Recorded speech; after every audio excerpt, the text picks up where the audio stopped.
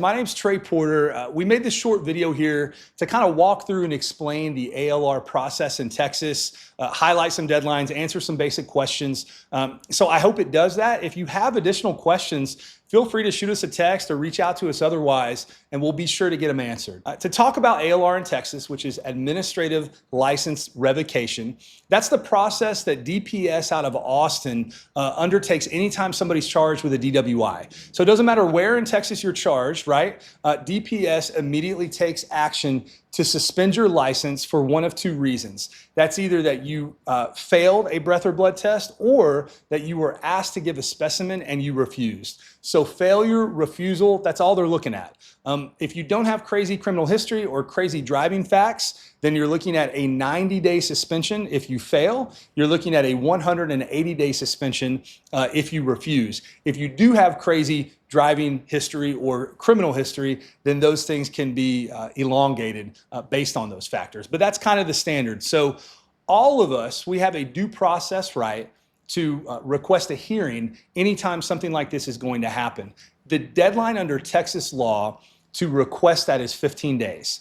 So if you're watching this video and you were charged with DWI, arrested for DWI, and it was within the past 2 weeks, then you're right on the edge. And any time under that, you're still well within the time to make that request. There are no exceptions. So if it's been more than 15 days, you just don't get to do it, and that automatic suspension is going to go through. Here's the thing that I want to be real clear about, though, is that the ALR hearing is not some magic bullet. Like, you don't get to do the ALR hearing and fight your way out of a suspension. We do it because it's part of a thorough defense. Right? We learn things from an evidentiary standpoint sometimes earlier than we would otherwise. And we also get an opportunity to question the officer or officers because they do have to participate in the hearing. And sometimes we can get some information that we can use to our advantage down the road in court. Why is it not to our advantage in the hearing? Because as I said at the very top of this video, the judge is just looking at, did you refuse or fail? That's it. The judge doesn't care if you're guilty or innocent.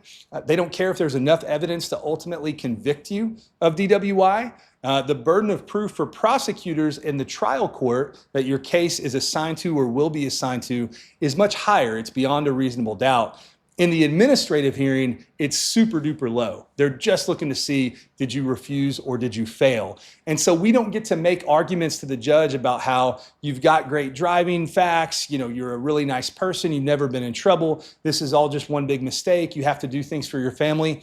Those things, unfortunately, don't come into play in that hearing, but hope is alive, because by doing the hearing, we do subpoena the officers, and it creates the one and only opportunity for you to avoid this preliminary suspension from the ALR process. And that's just if they don't show up. If the officer or officers that we subpoena don't show up, then the judge will dismiss the action. And you don't get that preliminary suspension, even if you did refuse or you failed. So that's why it's important to do. It pauses the suspension from immediately going into effect. It gives you the one long shot opportunity to avoid the suspension altogether. And then even if the officers do show up, which happens most often, our defense attorneys, we still get to go in and ask questions, and maybe we don't get anything, and that's fine, but sometimes we can get something, and we want to turn over every stone in defense of our clients. And so that's why we do this from a really thorough standpoint. The final thing I'll say is that on the other side of the ALR hearing, while you're in a period of suspension, everybody watching this video, if you're a licensed driver here in Texas, then you can get what's called an occupational driver's license. So that license empowers you to do everything that a judge deems to be necessary during that period of suspension so that you can stay on the road, you can go to work, you can pick the kids up from school, whatever. So I want you to know that that's a possibility for you, but by requesting the ALR, you're good to go and you don't have a suspension until the hearing actually happens. So I hope this cleared some things up about ALR. Like I said, if you have questions about it, reach out to us and we'll be glad to get you a straight answer.